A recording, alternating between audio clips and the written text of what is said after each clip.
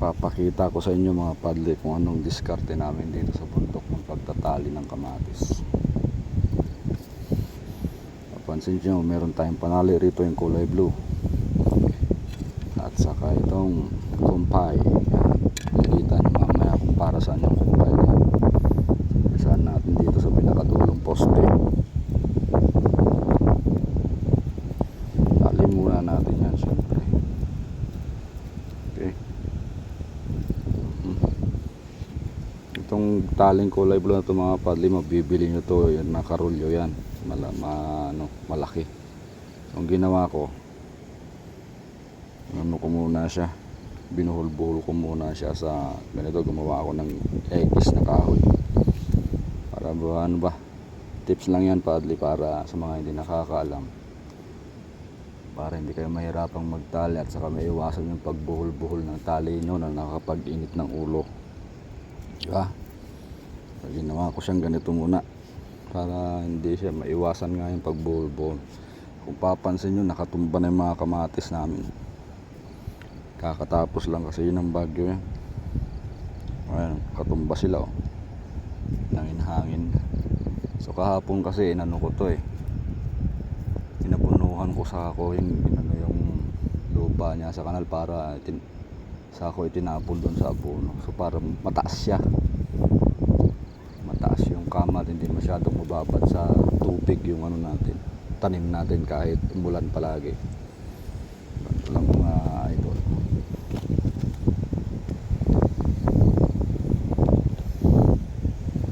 Medyo masikip.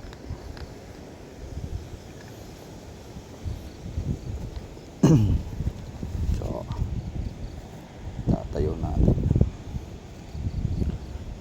tatayo natin to, natumba, dahan-dahan lang at baka mapiktal yung dahon, sayang pa, dadaanan ng bulaklak na. So, hindi natin siya kailangang mahigpitan ng gusto, maluwag lang para hindi masakal yung kamatis. Baba natin ng konti ito,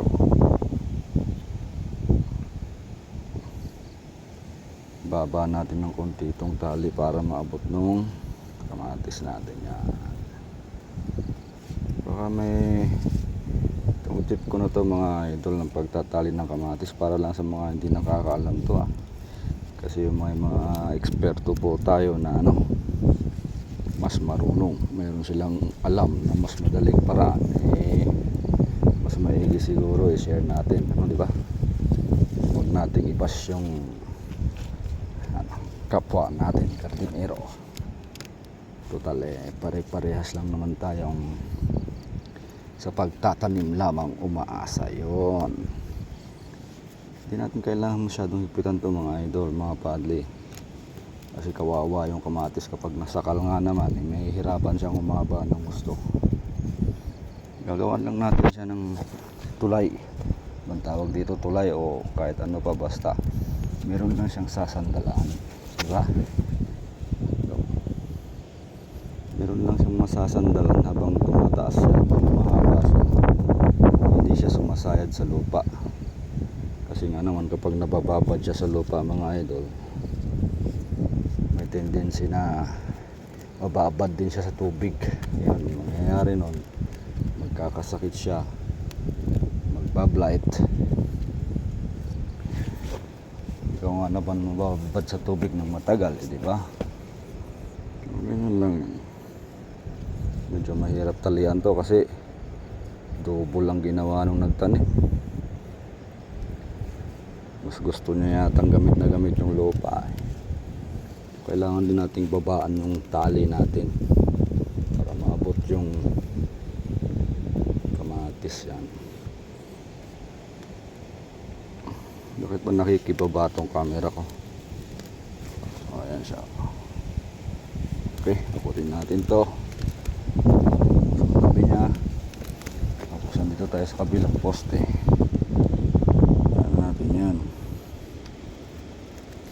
Tali rin natin dito. Yan. Gusto nyo single lang, okay lang. Kung gusto nyo doble, okay lang din yan. Diskarte nyo yan mga padli. Papansin nyo itong mga tuloy natin sitwasyon kung sakaling may bigay na poste, pwede mo siyang duplihan. Sabi ko nga, depende sa sitwasyon yan mga padli, sitwasyon ng panahon, sitwasyon ng kamatis, kung gaano siya kabigat, kung gaano siya karami magbunga, dadagdagan natin ng dadagdagan ng poste yan hanggang sa tumibay siya na kayang-kaya na ng suportahan yung kamatis yan. Okay, tapos natin tong isang linya, babalik naman tayo yan para yakapin yung kamatis. So okay lang taasan natin dito. Yan, okay lang taasan natin dito yung ano, huwag natin pagtatabihin kasi nga pag nagdikit yan mga pahit badli, dikit tong dalawang to, sisigip dito sa parteng to, masasakal yung kamatis natin, kawawa no, hindi siya makahinga ng maayos, di ba? Yan lang. Yan lang. Ay, sabi ko nga, mga eksperto dyan sa pagtatali ng kamatis mga padli, share natin po sa mga comments natin dyan kung ano pang may share pa kayo mas madaling diskarte para hindi ano tong tanim natin, para mas madali pa na pagtatali. So tuloy natin to, ganyan lang. So magalaw tong camera natin, yan natin yun dyan. Tapos lang ni Pipito ay talagang natumba ng usot tong tanim natin. Buti na lang hindi niya pinutol-potol. Distansyahan natin to mga padli, huwag natin pagditikitin to kasi sisikip sa parting to, yan, sa parting nga sisikip yan, masasakal yung kamatis. Distansyahan natin yung may masasandalan lang ba yung tanim natin. Okay, and then last one.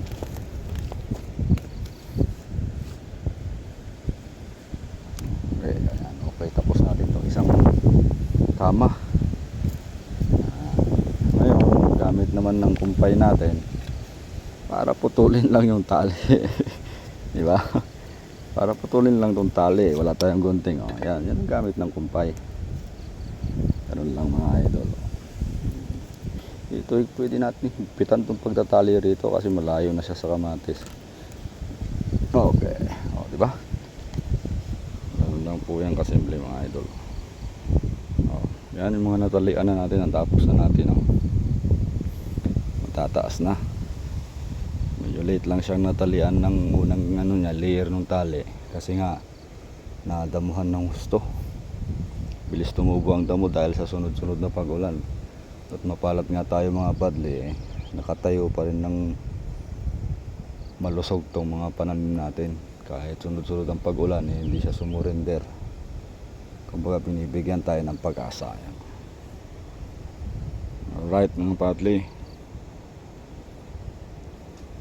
kita nyo naman, nakatindig na sila. Para may masandalan siya, kailangan niyang tali, di ba? Para hindi, sabi ko nga, para hindi siya sumayad sa lupa at maiwasan yung hindi magandang kahihinatnan, di ba? Okay mga padli, salamat sa panonood. Till next video po ulit tayo.